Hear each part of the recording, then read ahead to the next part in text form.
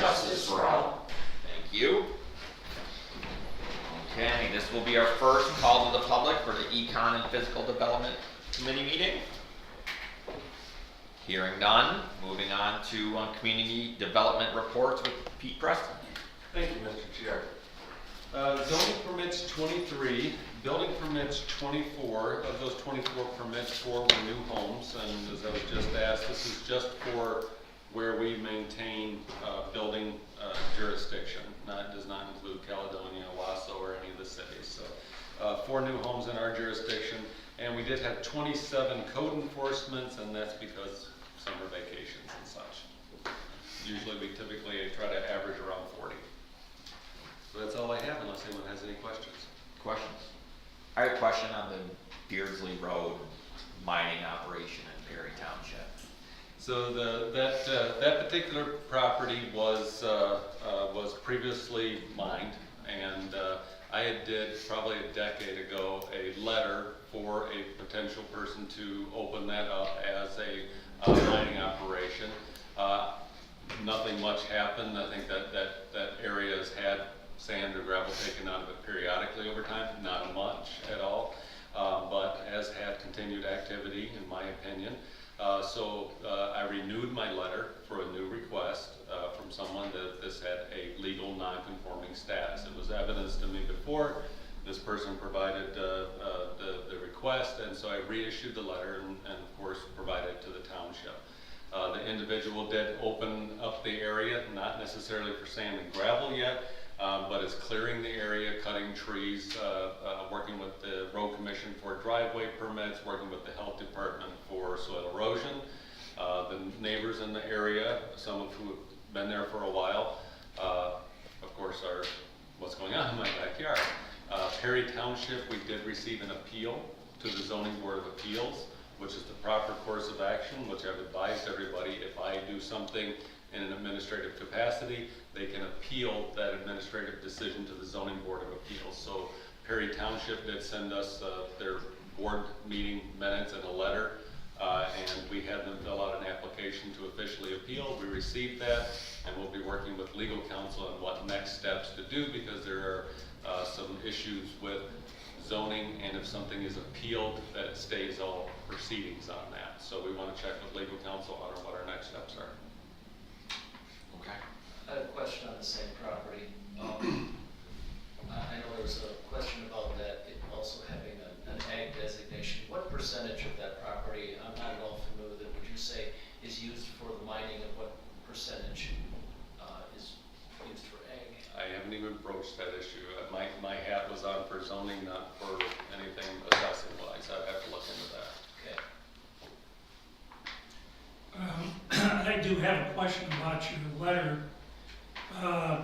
You made a determination in that letter that the prior existing non-conforming use continued to apply, but I didn't see anything in there. The county letter that they just, or email they just sent to you, suggested in 2 different places that there has not been any mining there for years. In fact, I think they used the term decades. You remember reading that? Are you referring to the letter from Perry Township? Yes. And they referenced 2 areas on that property that had never been mined? No, they said it had not been mined in years, in decades. The particular piece of property? Yes. Right. But the actual mining occurred on that property prior to the initiation of the first county's zoning ordinance. Well, I understand that, and that's a legal prerequisite to having it be a non-conforming use. But is it your understanding or not that the legal concept of abandonment can apply to non-conforming use? If you're asking me if my opinion was that the nonconformity existed on that property, yes, that's what I put in my letter. As to the legal... That's not my question, though. I know, but let me finish. Sure. As to the legality of abandonment, that is why we have an appeal of my administrative decision, and I'll be working with the county's legal counsel. Well, but you've already issued a letter with your determination, which you made quite clear it's your determination that you don't even raise the issue of abandonment. You make the determination that it is a valid non-conforming use. And that's why I asked you, is it your understanding, you're an expert in this field, that the legal concept of abandonment does not apply to non-conforming uses? Is that what you're saying? What I would suggest is that this Well, has, answer my question. Do you think the concept of abandonment applies or no? I think that this item has potential for litigation. And I think that any comments that I'm making in a public meeting could potentially affect the county in its future decisions. But you made a statement on a public meeting in your letter, you made it to the public, that there is no abandonment applicable. And I think if you read the law, if you know the law of zoning in Michigan, that abandonment is an issue that can be raised. So you just acknowledge it can be raised, and you've issued your determination that it's not applicable. And I think that is difficult for us. Now you're our expert, you are supposed to assist our zoning board of appeals and provide them complete information on issues, which I think you have failed to do in this case, because there is an issue, in my opinion, whether abandonment applies. The township writes back to us and says it hasn't been mined in decades. And that was their word. So I'm concerned that our legal position has already been prejudiced in a sense, unless a court ignores the state jurisprudence on the issue of abandonment when it applies to non-conforming uses under zoning law. I have not failed the ZBA on this matter because I have not provided any information to the zoning board on this matter. What I have done is properly advise the people that had concerns in this area. I've been forthright with my letter to everyone so that they can see that. I've talked to a number of individuals and advised them that an appeal of my administrative decision is to the Zoning Board of Appeals. I have spoke with folks from Perry Township. I have advised them saying, the document that I provide to the ZBA, since my administrative decision is in question, is simply the letter. If they feel that that's not appropriate, or that that is an overreach, or if it shouldn't have been done, that is their decision as a quasi-judicial board. We're also going to involve the county legal counsel in that to ensure, but I have not failed the Zoning Board of Appeals. Why didn't you involve the attorney before you issued your letter, which is the county's legal position to the public at this point? It is not the county's legal position. It's an administrative decision that I've made on the zoning ordinance. It is appealable, and that is what is going through. I'm following proper course here. What you're asking me right now is for me to declare to you the defense of that letter. What is in that letter is what was given to the individual to go ahead and operate, and we are following all proper course of action here. Well, let's talk about what's in that letter. You say, I'd like to call the question.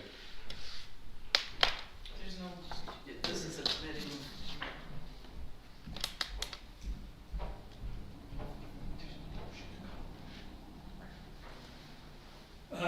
the letter states excavation activity. This is from do you want a copy? I have a copy. Commissioner Emery, should we Yes. bring this up in a different forum, maybe the ZBA forum? I don't think this is the right. Well, I think we've gone far my, enough. well, I understand that, but my problem is that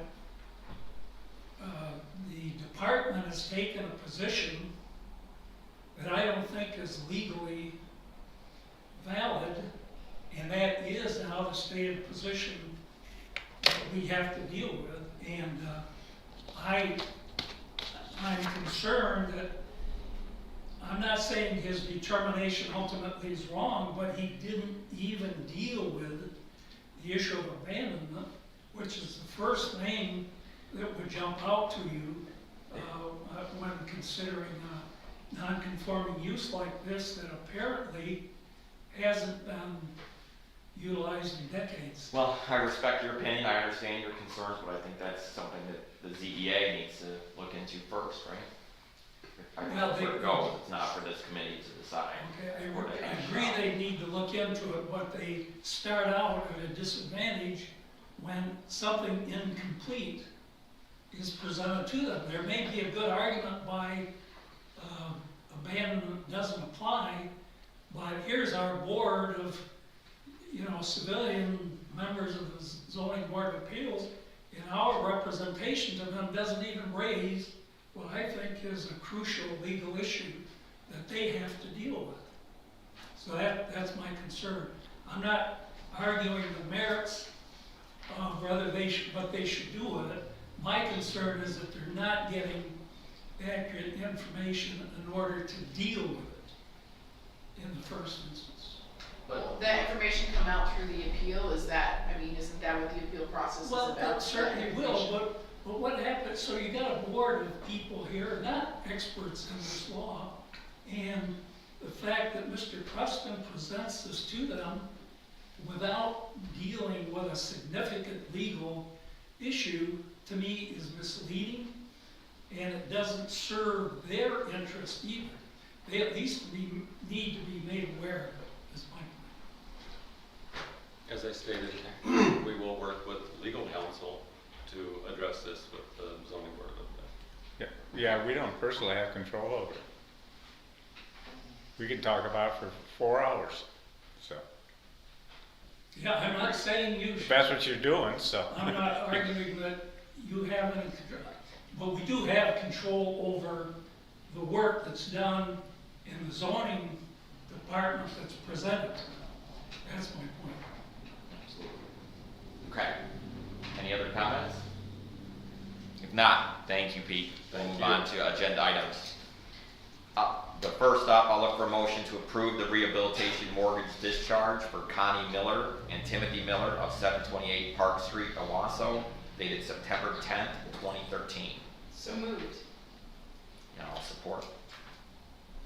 Mr. Chairman, if I may. Yes. So these are two of our program rehabilitation mortgages. There's not a typo, they're both for the same property. This particular property owner has two separate mortgages, so they're gonna be two separate motions. Understood. Discussion. Hearing none, all in favor of moving this on to Wednesday, please signify by saying aye. Aye. Nays? Motion passed. Next, I'll look for a motion to approve the rehabilitation mortgage discharge for Connie Miller and Timothy Miller of 728 Park Street, Owasso, dated December 30th, 2009. So moved. Support? Alright. Same discussion as before? Anything further? Hearing none, all in favor of moving this on to Wednesday, please signify by signifying aye. Those opposed? Motion carries. Next, our second call to the public. Hearing none, this meeting is adjourned.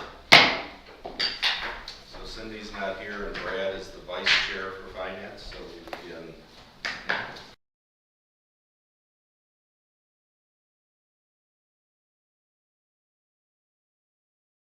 Please stand and rise for the pledge of allegiance. I pledge allegiance to the flag of the of the United States of America and to the republic for which it stands, one nation, under God, indivisible, with liberty and justice for all. Thank you. Okay, this will be our first call to the public for the Finance and Administration meeting. Hearing none, moving on to the Treasurer's Report. Good morning, everybody. I guess the highlights since we met last.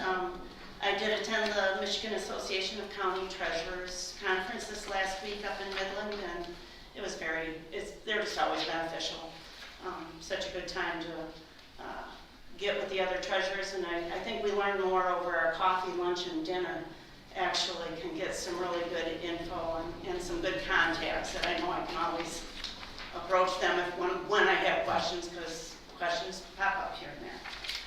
Other than that, then on last Friday the 11th was our sale, so I just placed this evening when I arrived You've got a summary there. The front page is a summary of the sale.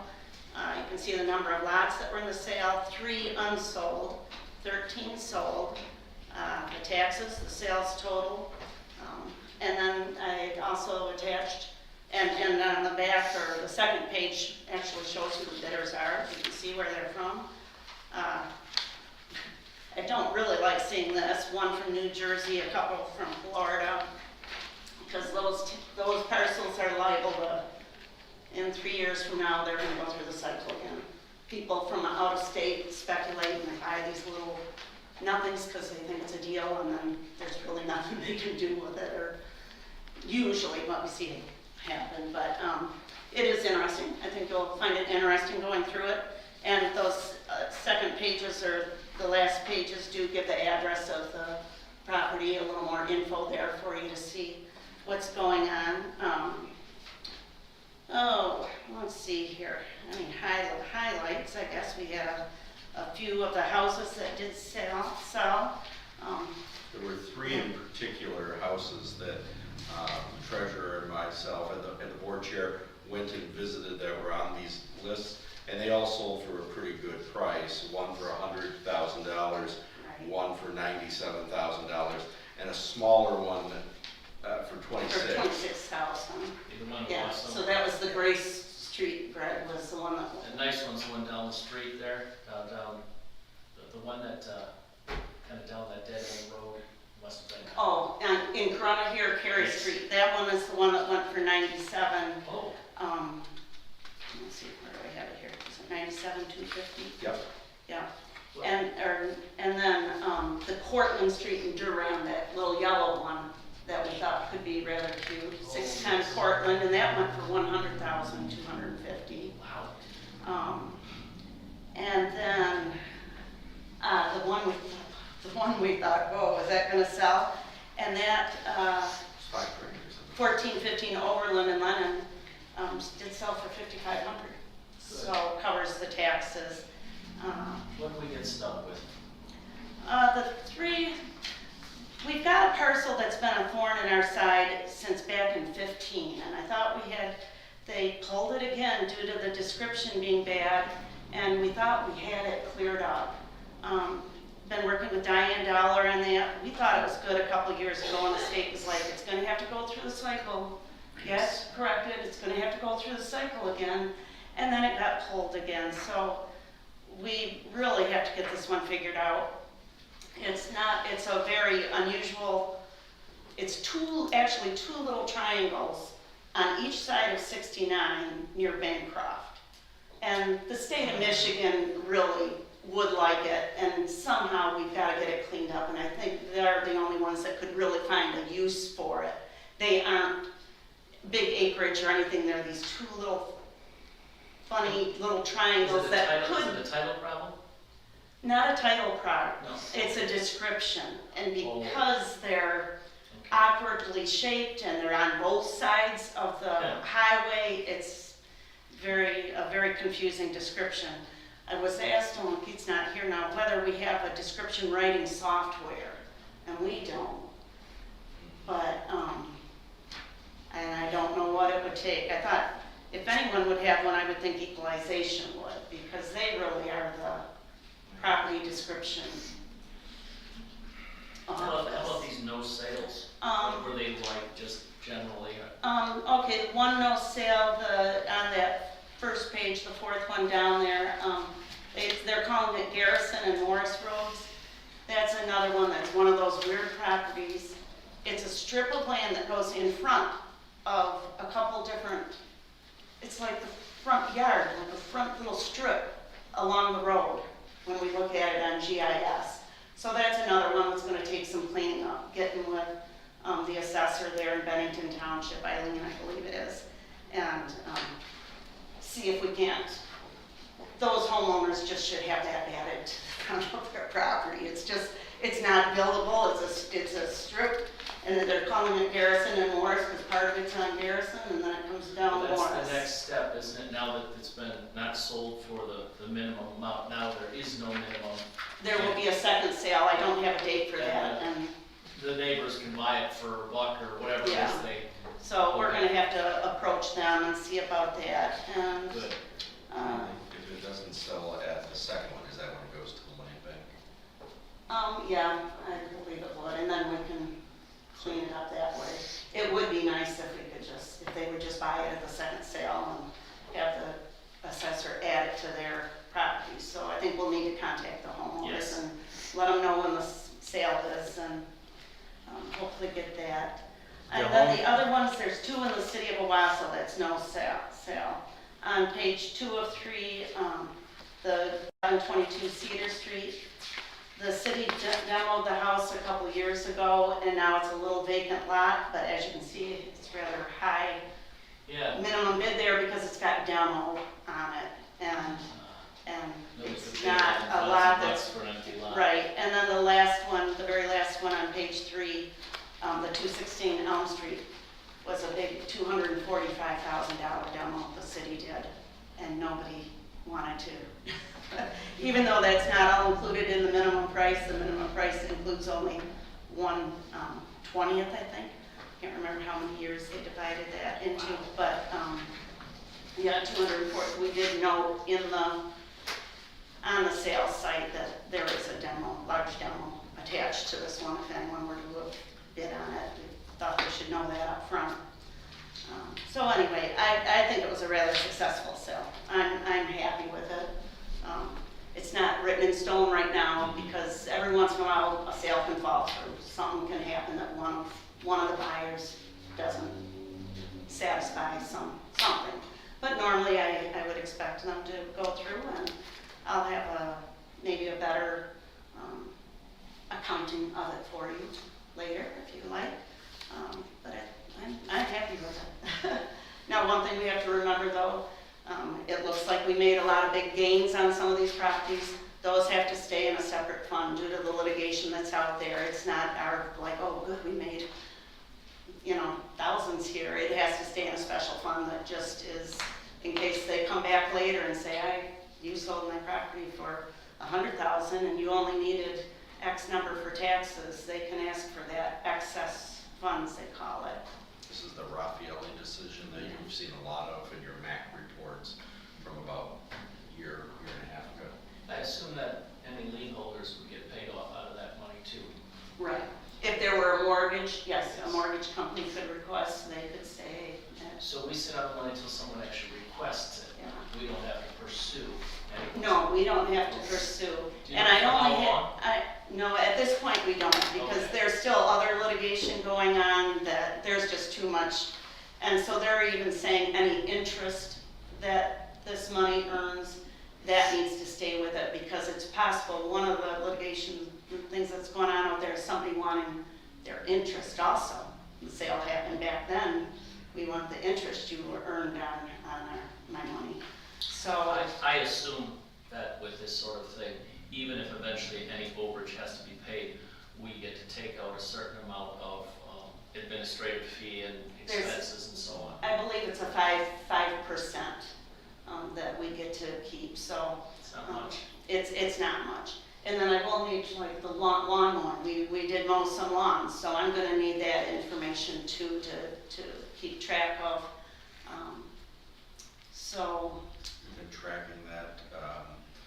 Some of them have been, land bank ones have been mowed by Bert DeClaire, and some of them have been mowed by Tim and his guys that are part of the treasurer's group.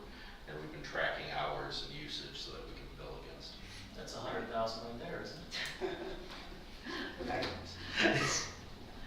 I'm trying to think if I'm missing anything else there, but I'm pleased. The village of Bancroft did buy, on the top of that front page, it's the old bank building in Bancroft, and they did purchase that at the right of first refusal. Cities or townships or villages can do that, and they are going to be using it for their offices, I believe, so. And the 2 buildings across the street from them sold. So we'll see what happens there. I hope something good. Other than that, that's been my main focus, I guess, right now. Any questions? Thank you very much. Thank you. All right, next up, moving into agenda items. I'd look for a motion to approve the model 9-day voting agreement as presented by the clerk and authorize her with the assistance of corporate counsel to execute these agreements with each local jurisdiction. So moved. Support. Just a little background before I turn it over to Caroline on this particular agenda item. During the 2022 election, there was a proposal on the ballot for 9-day voting. As part of that, it has taken time for the administrative rules to come down. This does not change voting by absentee ballot. It does not change voting on the day of. But what it does do is create what I would characterize as a third option for voting, which is a 9-day early voting option. So 9 days before the polls, you can show up, or 9 days before election day, you can show up and vote. However, we are a rural county. This is a large issue, especially when you think about some of our smaller governmental entities, or even some of our larger ones, managing 9 days of in-person voting. And there has been a thought that this was a push by the state to more regionalize things at a county level for those 9 days. And Caroline has approached working with the 16 townships and 5 cities to do their voting for the 9 days of early voting. For that, I will turn it over to her. This was a model agreement that has been reviewed by Eric. It has been sent to all the municipalities for them to review. A couple have already approved it in principle with the idea of moving forward to allow the 9 days of voting to occur here. Regular voting still happens at your regular place on election day. Right.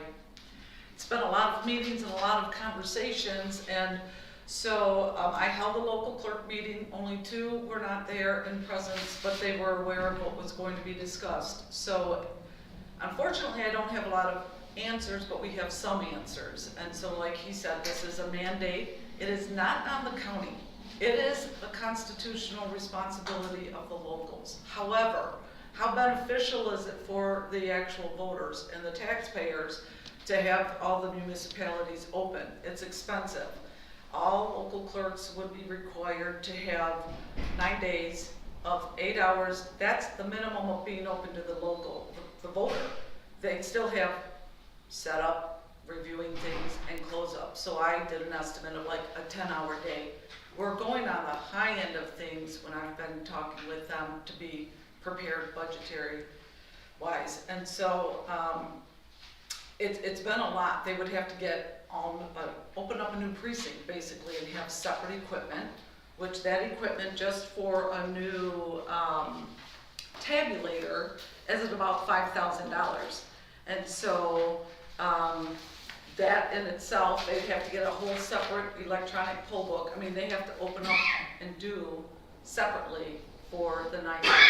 And so if the county were to do this, we're gathering a group of people, we're getting commitment from them because it's 2 weekends before every election and then the week before. And so I've just been compiling numbers and sending some of that to them because we're trying to just solidify some things. But as of today, I have 12 solid yeses.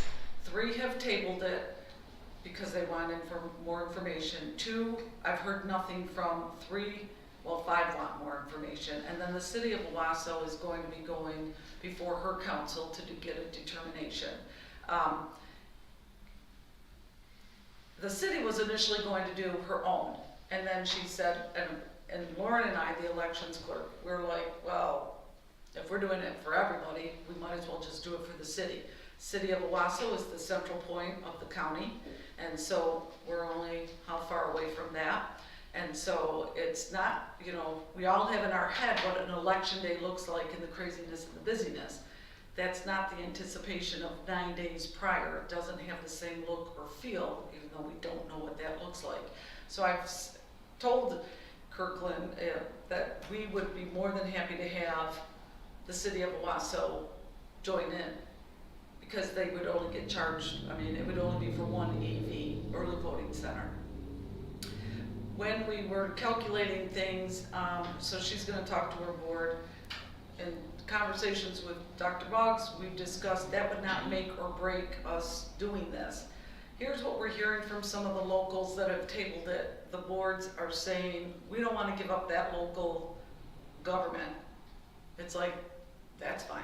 I mean, I was very honest with the locals. This is not necessarily something I really want to do, but I'm thinking of the taxpayers, because ultimately, when you can compare at an estimate right now of what I'm looking at, dividing it by 21, 16 townships, 5 cities, you're looking at possibly, 2,000, maybe a little more, give or take anywhere from 1,500 to 2,500 per election. And so like presidential primaries are 100% reimbursable. And so there's something for them to consider. You get some compensation back on other elections. If it's a school election, we don't do the 9-day early voting for special elections, only if the state were to call for it. So the questions we have before you and that they're asking me, in speaking with Dr. Boggs about where could I do this if we were to do this countywide, was where I'm at right now, the Griffin Building. That community room would be ideal. It has AC in there for the summer months. It has the compliance for any handicapped accessibility. There's a room in there that I could have for the security purposes of storing any equipment and everything that it would take to set up. So it's ideal. That would be something that you guys would need to, have a conversation about. I don't have any other location in my head. You might, but I don't. The only thing I would add is there's also some grant money available from the state, but it seems to be available to counties to do this function, not to the locals. Well, so we got a survey late Friday from the state of Michigan. Secretary Benson asked for $100 million to implement this in our state. She got 30. So now they've done a survey, and the rumor has it from my 2 good friends that are on legislation saying that they're not offering any money to the locals. They're going to be offering money to the counties that go into agreement. The frustration is that we certainly don't want to take over local government responsibilities. In the newsletter that they sent out last week, if they don't get to me their answer by a certain date, then I'm telling them what they're doing. Well, in conversation, it's like, well, and I've said delicately to them, it needs to be a majority or pretty much all of you or none of you, because we have the issue with the planning commission. Some people have their own planning commission, the county does the other. It gets very confusing to the voters. And so that's my mindset. It's better for the taxpayers, it's better for all the municipalities. We have one location.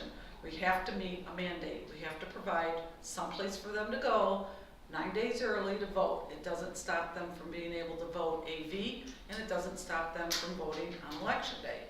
So it makes sense. And so we don't know what funding looks like. I will tell you that next week I'm at a conference, and the Bureau is giving all of us 1 full day, and we have a litany of questions, and we're hoping for some answers because funding is one of them. With the Griffin Building being the county owned, the question is, and we've discussed this, do we charge rent? My thought is, if it's a county owned building and this is all the same pot for the taxpayers, why would we? But that would be a determination. If we got grant money, then why would we, to establish this? There are 2 things I'm working on. Establishment costs, which I'm looking pretty much at about $30,000. And then there's per election cost, which we're looking at anywhere from $1,500 to $2,500. I mean, $3,500. So, no, 25. And so there's these 2 different things that are going on. I am still waiting for quotes from some of the vendors because we have testing that we would be responsible for as a county. We have programming that would look a little differently because my tabulator would have to accept all the different kind of ballot styles that would be out there. Keep in mind, this is strictly for federal and state elections, so even years, unless the state did something wacky and had a special election. So most of the clerks are on board. I mean, I've had 2 that have kind of been like, I gotta go before the board and see what they're saying. I don't know how they could do it and have them not cost money by the time you pay workers individually and having to purchase the equipment, but that would be on them. So one of the other reasons why I'm in favor of doing this is because I'm gonna lose clerks. I've already been told from August being out that 2 clerks tell me they are not going to run.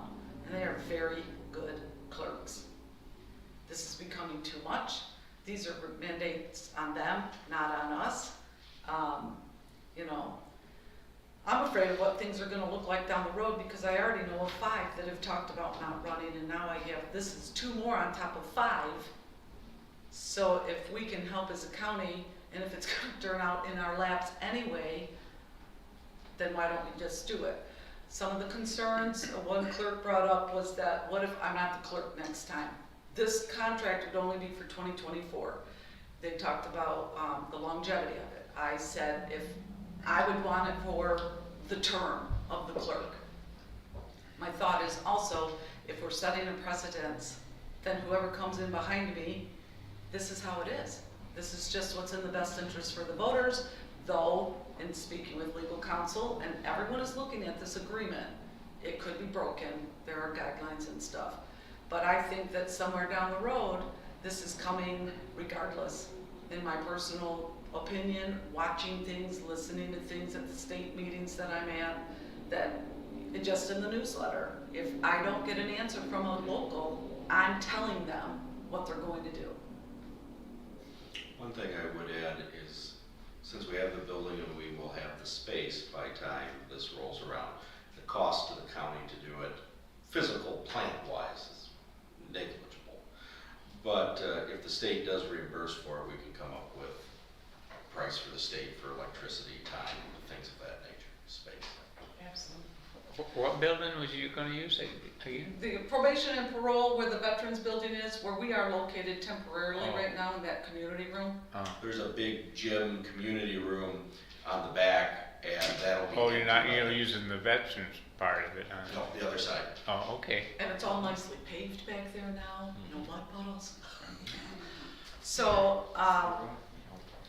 that's, You think the bill will go through in the next term or two, so that maybe somebody get smart and take that off, voters?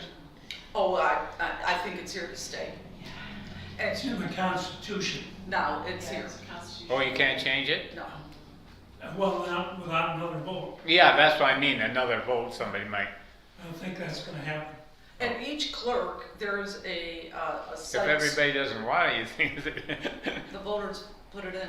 yeah, but I don't think they knew what they was voting for. Well, probably. It was 100 words on the ballot, and when I was doing trainings or talking with people, I encouraged them to read the full proposal language. And it was a lot, so it wasn't just 100 words. They just saw that they could vote early. Which, I mean, I don't think any one of us would say we don't want that, but at what cost? I mean, the local municipality, it is going to be expensive for them. But they ultimately, I mean, so far I have 2 that it's like their boards are saying, we don't want to give up local ownership. Okay, well, Dr. Boggs and I have talked, I mean, that becomes very confusing for the voters. So I'm not necessarily willing to go into something where the voters are going to be confused. And what happens when they get confused? They get angry. What happens when they get angry? They respond in a negative fashion.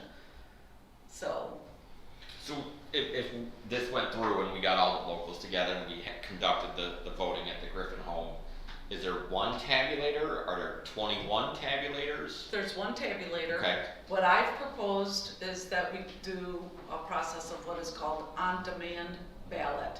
So if you vote now, every jurisdiction has a big tablet-like device. It's called the VAT, Voter Assistance Terminal for impaired, handicapped, or whatever. You just want to play with the machine because it's virtually impossible to spoil a ballot. So they each have one of those. I would be purchasing 3 of those, and there would be one designated specifically for the card to be programmed for any different ballot style. There's, at the high end of an election, I have 56 different ballot styles. And so the voter, we would swipe the voter, we would see what ballot style they would get. They say, I want an actual ballot. We put it in the machine, we bring up the ballot, we print it, it's just like a normal ballot, and they go to the voting station and they can they can vote. So it's only one tabulator.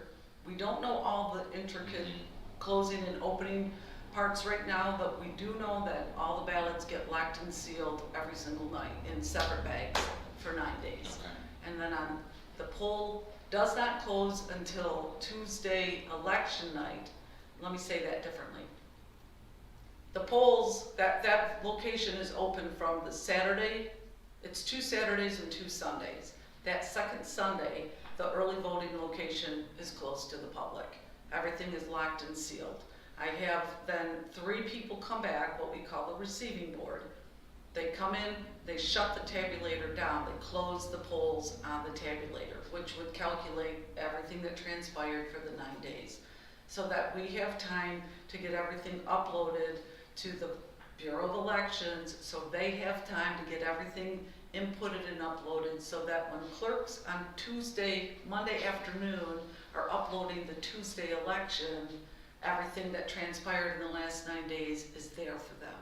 Because AVs will now be able to be processed at the early voting center, which I won't go into all that because Will be, you said, or will not? Will be. Will be. If you get an AV ballot and you are driving by the Griffin Center and it's in your car, you can bring it in and you will be able to put that in the tabulator. So we have to be able to account for those ballots and the voter. We don't know what that looks like yet. That's one of our big concerns as clerks. Is there gonna be more mail-in then? People gonna be, The state is predicting 1/3 of AVs, 1/3 of precinct walk-in, and 1/3 of the early voting. They're thinking that that's how the numbers are going to play out. I think I've shared with you before, the presidential primary will be the first election that this is implemented in. This is normally a very low turnout election anyway, but 2020 changed everything. And so I think that depending on what that ballot looks like and the candidates, you might see more traffic, and so we don't know what it looks like. We will set the hours. The local clerks will be responsible to notify their voters. The hours will be set, and then of course, we give different hours for 3 days, 3 days, and 3 days. The local clerk is required to at least be, well, in our agreement, to be on site at least 1 day. So one thing I will add is doing it on demand. If we find that this is woefully, unpopular, we will not have spent a lot of money on ballots. we throw a lot of ballots away. And so on these federal elections, we're mandated to order 100%. So, and normally on the primaries and the presidential elections, we order more because what is a rule? You never want to be without a ballot. Well, the VAT now has that capability that we never have to worry about being out of a ballot. And the locals were in favor of that. I was going to order 3, one specifically designed to print off a ballot, but they're all going to be accessible to print off an actual paper ballot, or you can sit there and vote right on the device. It's a marking device. And we program the cards. We have all the cards. We're doing it anyway for all the locals. But I don't know what that programming, the tabulator, cost. So I'm waiting on that. they're still gonna send out absentee ballots the same as before then, or not? Yes, well, that rule is changing too, yes. Oh, that rule, You can either go on a permanent application list, where you will get an application before every election, or you can go on a permanent ballot list, and you will get sent a ballot every election and no more doing the application process. well, that's gonna save the clerks a lot of time, cause they send one in, and then you gotta send it in again. We touch AVs about 9 times. Yeah. Yeah, I have a question. Carolyn, you've done a great job on these details of how we would implement it. But what we have today is this model kind of agreement. Right. And I guess my question was, and Mr. Boggs kind of raised it, apparently when you have a constitutional amendment, it has to be implemented by state statute. This, the agreement references MCL 168, 720H3, which is part of the election law, Yes, has that been updated to deal with the implementation of the constitutional provision that was passed last year, if you know? What my concern is, I want to make sure that our model agreement fits in with what's the constitutional provision, the statutory provision, and the the rules that the state may promulgate.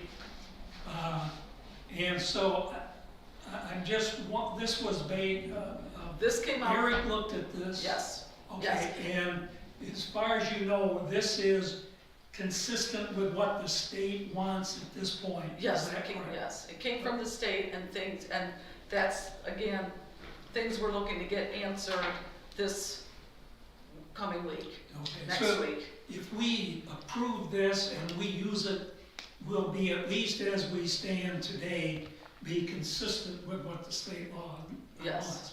wants. Now, what I think the most pernicious part of this to me is the fact that the state is saying, well, they're gonna support, they're gonna give reimbursement to the county, which is their way of kind of forcing the local governments, the townships, which have traditionally in the state done this stuff, and the cities. But again, it's kind of like the money for the defense lawyers the state gives and then puts us in a bind on the county level because we provide the money for the prosecutors and to keep them in balance. That's how the state kind of controls what we do. And I'm concerned about this here, but it may be, I mean, the voters could have turned this down, but I'm just concerned that it's squeezing the local, the townships, and the cities out of the process, and they do it by using money. I don't disagree with that, and the locals, if for some reason this falls through for us and we're not going to do it, then the locals do have the option to go into like little pods, because we have some that are saying, there is absolutely no way we can do this. For 9 days, for 3 major elections, possibly 4, I mean, there's no way. So they can come together and go into jointly signed agreements with whomever, but I mean, if this is an agreement that's gonna work at least under present circumstances, I'm for it because I kinda like the concepts behind it, or I like the way you've put it together, you've tried to deal with local government, but the overriding issue to me is it's the state's kind of manipulating us. I think, especially when you look at the way the money is flowing. But to answer your other question about the legality of this particular document, so this document was drafted by the state and they were required to under MCL 168.720 sub D, which said that as part of the rulemaking process, so the voters approved it, it then went to be turned into a law, and the elements of the law required that the state produce this document to conform for locals, and then the additional rulemaking processes actually created it. Okay. So this was a required document. Okay, so the state isn't giving us a pig in a poke, they're giving us the pig, and this is what we're getting, and that's, we really don't have much choice. Okay. Okay. yes.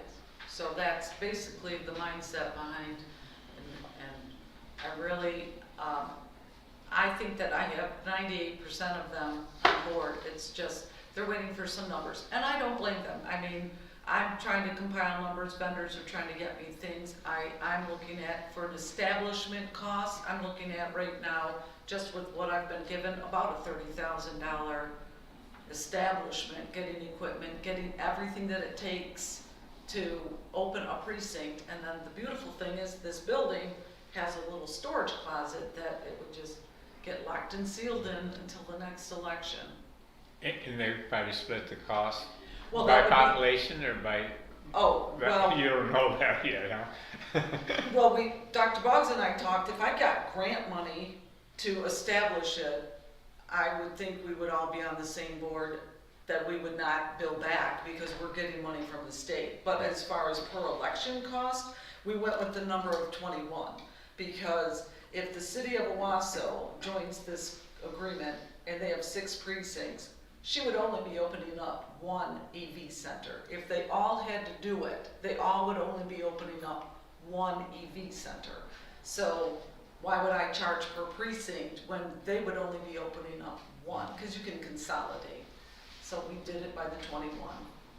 Anything that would happen would be divided by 21. So. Okay. You'd think they'd wanna go for that, save them a lot of money, so. Well, it's not just the money, it's the time, it's the Yeah. commitment. Is that paying for, they gotta pay for, have somebody there all the time too, right? We kind of came up with a little bit of a wage. I calculated for them, I think it was 406. Where'd I put that? I was at some meeting said they had to pay them $30 an hour, is that? Well, the chairperson, for the incentive, because you want someone committed, you're talking 2 weekends and a week, Everett, for 3 major elections. And so we were saying a chairperson would be $30 an hour, inspectors would be 20. I reached out to other counties to find out what they were doing because I didn't want to seem unreasonable. This is pretty much where they're going. Their same mindset is we have to have people that are going to be committed, and you want to incentivize that. So even on the high end of what we calculated, that's $460 per election per jurisdiction, $460. And that's on the high end. We have to go higher because there's so many unknowns. That's the part that drives me nuts. But Thanks. What this is allowing you to approve it in principle, and then she will negotiate the other aspects of it with corporate counsel. So you probably come back with a more specific number at a later date then? right, and hopefully we'll have a lot more answers 'Cause by we got- the month of September. Oh, that quick? Well, we have to have things assigned and submitted to the Bureau by November 9th. Oh, So, and you know how fast the year has gone, we're already mid-August. Okay, any further discussion? Hearing none, all in favor of moving this on to Wednesday, please signify by saying aye. Aye. Nays? Motion passed. Next, I'll look for a motion to approve the invoice for the emergency repair of one of the jail hot water heaters. So moved. Support, discussion. Very briefly, this is a commercial grade hot water heater. By the time you replaced it, the 80-gallon tank, and then had it installed, it was more than my spending limit.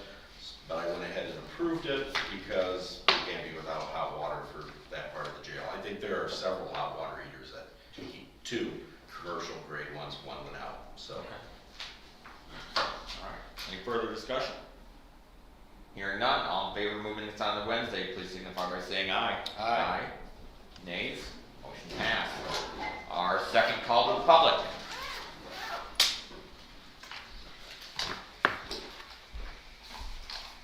Thank you. Yes, sir. Thank you very much. I got a couple of questions, and they're money related.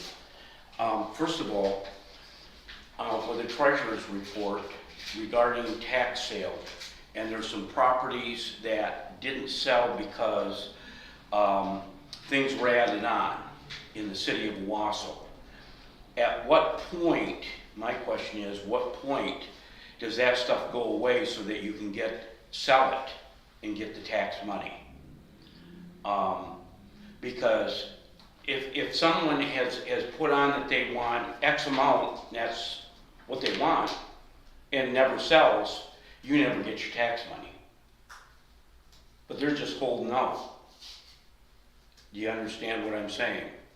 For instance, if there's a property and they spent $240,000 to pull a building down, no one's ever going to give them the $240,000. So at what point does the county just say, no, there's $12,000 owed in taxes, and that's what we're going to sell it for? that was that question. And the other question I had was, with yours, you were saying it was gonna run around, $1,500 to $2,500. Is that for the whole thing, or is that or would that be the 21 units? Or would 21 units divide into 2,500? Can I answer that? If you want. It would be, that would be the cost per election per jurisdiction. Okay, so 2,500, between 1,500 to 25 per jurisdiction. These are rough numbers, but yes. Yes, I mean, okay. mhm. So if, Per election. so if just, so I can wrap my brain around it, if a township wanted to do it themselves, my gosh, it's probably gonna cost them more than $1,500 to $2,500 just to do it all by themselves and buy equipment. But that's just question to the sky. Thank you. Thank you. And for Tom's other question, let me get with Julie and I'll get you an answer. Okay, Okay. thank you so much. Any further public comment? Hearing none, this meeting is adjourned.